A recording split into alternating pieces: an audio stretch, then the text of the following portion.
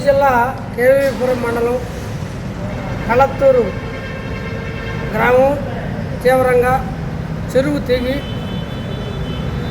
అక్కడున్న ప్రజలందరూ కూడా తీవ్ర అవస్థలు పడుతున్నారు. దాదాపు 4 రోజులుగా కొంత నార్మల్సీకి వచ్చింది.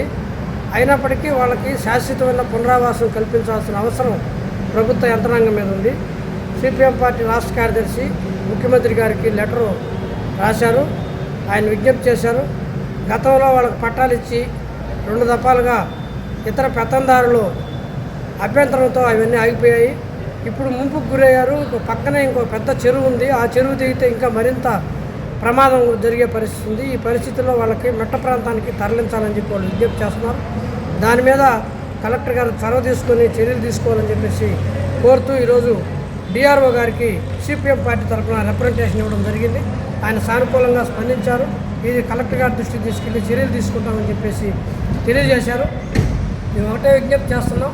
ఇప్పటికే మొత్తం సర్వస్వం కోల్పోయారు. పశువులు దాదాపు 400 దాకా చనిపోయాయి. మేకలు, గొర్రెలు, అక్కడున్న బీడీ కార్మికులు చాలా తీవ్రమైన ఇబ్బంది పడ్డారు. స్కూళ్ళు అన్నీ కూడా ఇదైపోయినాయి. వాళ్ళ సర్టిఫికేట్లు, వాళ్ళకి సంబంధించిన వస్తువులు ఏవి కూడా ఈరోజు దొరకని పరిస్థితి ఉంది. ఈ పరిస్థితుల్లో పునరావాసం కల్పించడానికి ప్రభుత్వం ఇతోధికంగా ఎక్కువ భాగం సహాయం చేయాలి. తాత్కాలికంగా కింద 3,60,00,000 ప్రకటించారు. ఇది ఏమాత్రం సరిపోదు. వారికి పూర్తిగా ఇల్లు కట్టించి ఇస్తామని చెప్పి కలెక్టర్ గారు అందరి సమక్షంలో హామీ ఇచ్చారు. ఒక గేదెకి 50,000, ఆవుకి 40,000 పరిహారం ఇస్తున్నారు. అదే కాకుండా మేకలకి, గొర్రెలకి, వాటన్నిటికి కూడా ఇవ్వాలి. కొంతమంది పెళ్లికి తెచ్చుకున్న డబ్బు కూడా ఉపయోగించారు. వీటన్నిటికి సంబంధించి తక్షణ చర్యలు తీసుకోవాలని చెప్పేసి సిపిఎం పార్టీ జిల్లా కలెక్టర్ గారికి, జిల్లా యంత్రాంగం దృష్టికి తీసుకొస్తామని, దీని మీద వెంటనే చర్యలు తీసుకొని వాళ్ళని ఆదుకోవాల్సిన అవసరం ఎంతైనా ఉంది.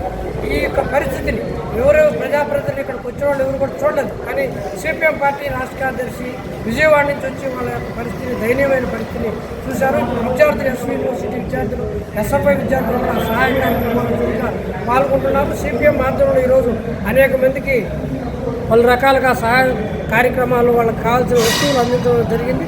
అనేక మంది స్వచ్ఛంద సంస్థలు, రాజకీయ పార్టీలు కూడా స్పందించాలని సిపిఎం పార్టీ తరఫున విజ్ఞప్తి చేస్తున్నాం. ఒక రకంగా విద్యార్థులు వాళ్ళందరినీ కూడా భాగస్వామ్యం చేసి ఎన్సీసీ అందరినీ ఆ మురికి మొత్తం కూడా తొలగించాల్సింది. ఇంకా మురికి కుప్పలు అన్నీ కూడా అక్కడ ఉన్నాయి. వాటన్నిటిని కూడా తొలగించాలి. చర్యలు తీసుకునేదానికి అవసరమైతే అఖిలపక్ష సమావేశం కలెక్టర్ గారు అందరినీ భాగస్వామ్యం చేయాలని చెప్పి జిల్లా యంత్రాంగం కూడా ఒక బృందాన్ని పంపించారు. మొత్తం జరిగిన నష్టాన్ని అంచనా వేసి వారికి ఒక భరోసా కల్పించాల్సిన బాధ్యత ఉందని చెప్పేసి, ముఖ్యంగా వాళ్ళకి 5 సెంట్లు ఇళ్ల స్థలం ఇచ్చి ఆ 5 సెంట్లు ఇల్లు కట్టించేసిన బాధ్యత, అదే రకంగా ఒక్కొక్కరికి వాళ్ళ వృద్ధి కోసం 2 ఎకరాల భూమి కూడా కేటాయించాల్సిన అవసరం ఉంది. వాళ్ళ ఇప్పటికే ఉన్న భూముల్లో ఉన్న ఇసుక మేటలన్నీ కూడా తొలగించాల్సిన బాధ్యత ప్రభుత్వం మీద ఉంది. ఆ చర్యలన్నీ తీసుకోవాలని డిఆర్ఓ గారి దృష్టికి సిపిఎం పార్టీగా మేము తీసుకురావడం అనేది జరిగింది.